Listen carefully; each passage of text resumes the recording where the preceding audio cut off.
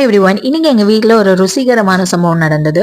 வீட்டில் இருக்கிற எல்லாருக்குமே பயங்கர கோவம் வருது, சின்னதுலேருந்து பெரியவங்க வரைக்கும். ஸோ இதை எப்படி ஒரு கண்ட்ரோல் கொண்டு வரதுன்னு யோசிச்சுட்டு நான் அந்த மெத்தட் ஃபாலோ பண்ணேன், ஆங்கர் சார்ட். எங்கள் வீட்டில் இருக்கிற எல்லா நேமையும் எழுதி அவங்களுக்கு ஒரு காலம் போட்டுட்டு யார் அதிகமாக கோவப்படுறாங்களோ அவங்களுக்கு ஒரு பிளாக் மார்க் வரும் அப்படின்னு சொல்லிட்டு நான் ஒரு சார்ட் ரெடி பண்ணி ஓட்டிட்டேன். என் பையன் இதை பார்த்துட்டே இருந்தான்.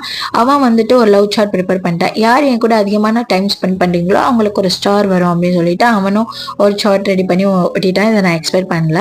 ஸோ இது பார்க்கலாம் இந்த மந்த் இது எப்படி சஸ்டெயின் ஆகுது, எப்படி இந்த ஆங்கரை கண்ட்ரோல் பண்ணலாம் அப்படின்னு சொல்லிட்டு இது எதுக்கெல்லாமோ யோசிக்க வேண்டியதாக இருக்கு பாருங்க. அதுக்கப்புறம் டின்னர் ரொட்டீன் பார்த்தீங்கன்னா, கஸ்தூரி மேத்தி வாங்கி ரொம்ப நாள் ஆச்சுன்னு சொல்லிட்டு அதை வந்து சப்பாத்தி மாவில் போட்டு நல்லா சுடுதண்ணி போட்டு பிசைஞ்சு வச்சுட்டேன். அதுக்கப்புறம் தக்காளி தொக்கு பண்ணிட்டேன். இந்த தக்காளி தொக்கில் வந்துட்டு புளிப்பை பேலன்ஸ் பண்ணுறதுக்காக நான் நாட்டு சக்கரை போட்டுட்டேன். அதுக்கப்புறம் சூப்பராக சப்பாத்தியை போட்டு எடுத்தாச்சு. அது கூட வந்து தயிர் வெங்காயம் தொக்கு வச்சு சாப்பிட்டாச்சு. டின்னர் ரொட்டீன் அவ்வளோதான். அடுத்த வீடியோவில் பார்க்கலாம். பை.